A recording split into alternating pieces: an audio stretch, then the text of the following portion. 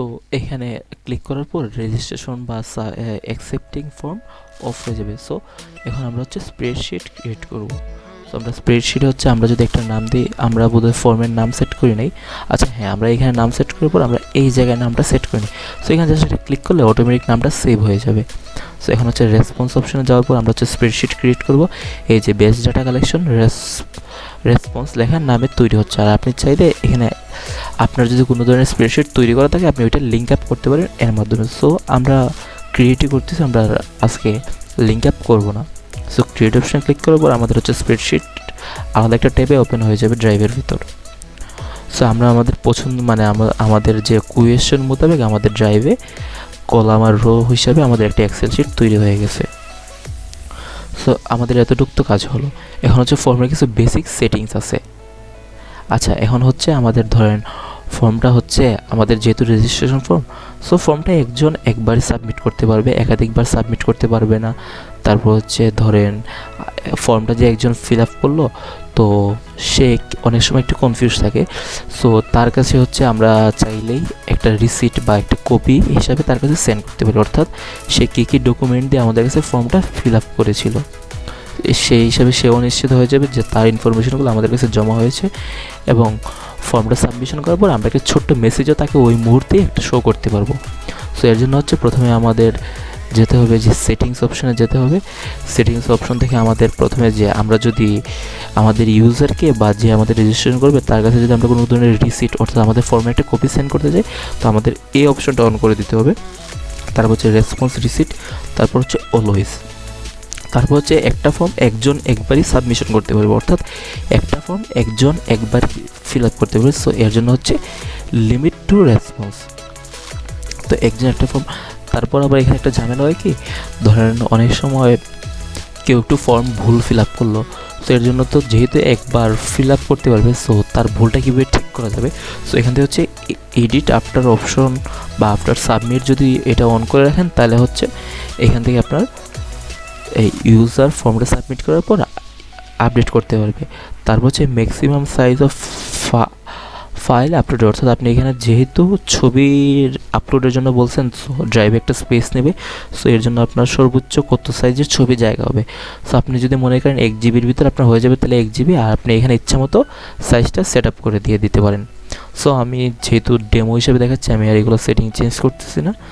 তারপর হচ্ছে প্রেজেন্টেশন হচ্ছে কনফার্মেশন মেসেজ, অর্থাৎ ফর্ম ফিল আপ করার সাথে সাথে একটা মেসেজ শো করবে।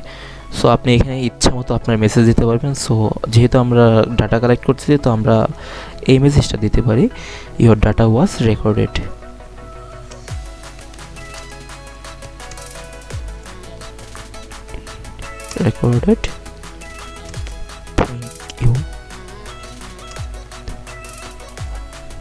অথবা we contact as soon as possible with that set. তারপর হচ্ছে সেভ দিয়ে দিচ্ছে। আর এখানে হচ্ছে কুইজ আর একটা অপশন আছে, আপনার যদি কুইজ দিতে ইচ্ছা হয় তো আপনি এখানে কুইজ সেট করতে পারেন। তো আমাদের এটা প্রয়োজন নেই, আমরা এতটুকু এনাফ, সেভ করে দিচ্ছি। তারপর হচ্ছে আমাদের ফর্মটা কীভাবে কাজ মানে কতটুকু সেটিং হয়েছে। আর একটা জিনিস হচ্ছে কি, এখানে হচ্ছে অটোমেটিক ইমেল অ্যাড্রেস মানে অপশনটা অ্যাড হয়ে যাবে, অর্থাৎ যেহেতু আপনি ইউজারকে একটা কপি সেন্ড করবেন, সো তার জন্য অবশ্যই আপনার একটা ইমেল অ্যাড্রেস প্রয়োজন। সো এই জন্য আপনি ইমেল অ্যাড্রেস সেটিংটা এখানে অটোমেটিকলি অ্যাড হয়ে যাবে যদি ইউজারকে রিসিট প্রদান করতে চান। আর ইউজার এইখানে যে ইমেলটা দিবেন ওই ইমেলের এগেনস্টেই ইউজারের কাছে রিসিটটা চলে যাবে, অর্থাৎ ফর্মে একটা কপি চলে যাবে। সো আমরা ফর্মটাকে একবার প্রিভিউ করে দেখি ফর্মটা দেখতে কেমন হয়েছে। সো এখান থেকে প্রিভিউ অপশানে ক্লিক করতে পারি। এই যে আমাদের ফর্মটা এখান থেকে তৈরি হয়ে গেছে।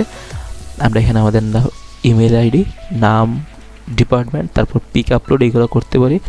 আবার আমরা চাইলে এখানে ফর্মে আরও কিছু সেটিংস আছে, কালার চেঞ্জ করতে পারি, ফর্মের উপরে ছবি দিতে পারি। তারপর ধরেন আমরা একটা কালার চেঞ্জ করে দেখি, এই যে আমাদের ফর্মের সবুজ কালার চলে আসছে নীল কালার থেকে। তারপর হচ্ছে ব্যাকগ্রাউন্ড কালার, আমাদের ফর্মের পিছনে ব্যাকগ্রাউন্ড কালার। তারপর হচ্ছে ফন্ট স্টাইল হচ্ছে আমরা যদি এই ফর্ম দিই, এই যে আমাদের ফন্ট স্টাইল চেঞ্জ হয়ে গেছে, জাস্ট বেসিক সেটিং। তারপর হচ্ছে যদি আমরা আবার প্রিভিউ করি, এই যে আমাদের ফর্মটা এবার চেঞ্জ হয়ে গেছে কালার। সো আমাদের এখানে কিন্তু অটোমেটিক ইমেল অ্যাড্রেসের অপশনটা অ্যাড হয়ে গেছে। একটু এগুলো বড় করে রাখতেছি। আচ্ছা, এবার আমরা আরেকটা জিনিস দেখব, ফর্মটা কীভাবে সেন্ড করতে হয়। ফর্মটা সেন্ড করার জন্য হচ্ছে এই যে সেন্ড অপশনে যাবেন। তারপর হচ্ছে আপনি হচ্ছে আপনার কাছে যদি সবার মেইল অ্যাড্রেস থাকে আপনি মেইলও করে দিতে পারেন, অথবা আপনি লিঙ্ক সেন্ড করতে পারেন। সো লিঙ্কের জন্য আপনাদের এই অপশন যেতে হবে। তারপর হচ্ছে এই যে আমাদের ইউআরএলটা থাকবে। সো আমরা এখান থেকে ইউআরএলটা যে শর্ট ইউআরএল অপশনে ক্লিক করলে ইউআরএলটা শর্ট হয়ে যাবে। সো শর্ট হওয়ার পর অটোমেটিক কপি হবে। তারপর আবার আপনি এখান থেকে কপি করতে পারেন, আবার এখানে সোশ্যাল মিডিয়াতে শেয়ার করতে পারেন। তারপর হচ্ছে আচ্ছা, এটা এমবেডেড করা আছে HTML এ, এটা থাক। আপনি এখান থেকে শর্ট ইউআরএল ক্লিক করে ইউআরএলটা কপি করে তারপর হচ্ছে আপনি সেন্ড করতে পারেন আপনারা যাদের কাছে ফর্মটা পৌঁছানো দরকার। সো আমরা এখানে সার্চ করতেছি, সার্চ বারে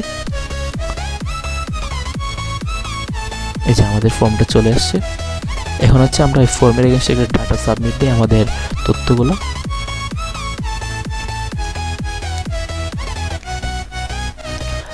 আচ্ছা দেখেন, এখানে হচ্ছে লাল স্টার মার্ক যেগুলো আছে ওইগুলো হচ্ছে রিকোয়ার্ড, অর্থাৎ ওইগুলো না দিলে আপনার ফর্ম সাবমিশন হবেই না।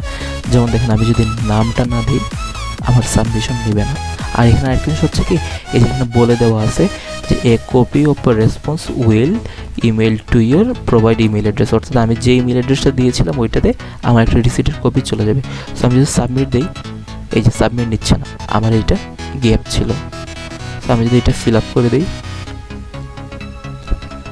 হ্যাঁ এটা স্টার মার্ক, এই জন্য এটা ফিল আপ করতে হবে, কিন্তু এটা স্টার মার্ক না, সো এই জন্য এটা ফিল আপ ছাড়াও এটা জমা নিয়ে নেবে।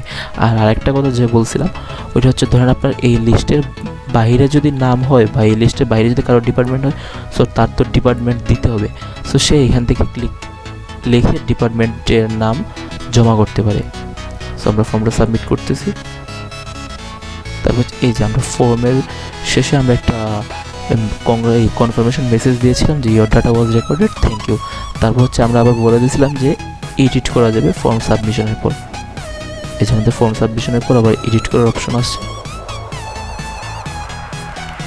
কিন্তু এখন যদি আবার আমরা সেম লিঙ্কে ঢোকার পর আমরা যদি ট্রাই করি ফর্মটা ফিল আপ করতে, হয় কিনা দেখি তো। এই যে ফর্মটা একজন একবারে ফিল আপ করতে পারে, যে সেটিংটা কাজ করতেছে। আর এই যে আমাদের এক্সেল শিটে আমাদের তথ্যগুলো জমা হয়ে গেছে। তারপর হচ্ছে আপনি এখান থেকে রেসপন্স অপশন থেকে আপনি সবার রেসপন্সগুলো চেক করতে পারেন। কোয়েশ্চন, প্রত্যেকটা কোয়েশ্চনে এগেনস্টে কী কী আনসার করেছে, কয়জন দিয়েছে, তারপর ইন্ডিভিজুয়ালি চেক করতে পারেন। তারপর হচ্ছে যখন আপনার রেজিস্ট্রেশন কমপ্লিট হয়ে যাবে, অর্থাৎ আপনার যখন টাইম আপ হয়ে যাবে, আপনি ইচ্ছা করে রেজিস্ট্রেশনটা এখান থেকে অফ করে দিতে পারবেন। আমরা আমাদের মেইলটা চেক করি যে আমাদের কাছে কি আমাদের মেইলের রিসিপ্টটা চলে গেছে কিনা। তো আমরা এই জন্য আবার মেইলে ঢুকি। তো এই যে দেখেন আমাদের গুগল ফোন থেকে একটা মেইল আসছে, ব্যাচ ডাটা কালেকশন নামে, এটা হচ্ছে সাবজেক্ট।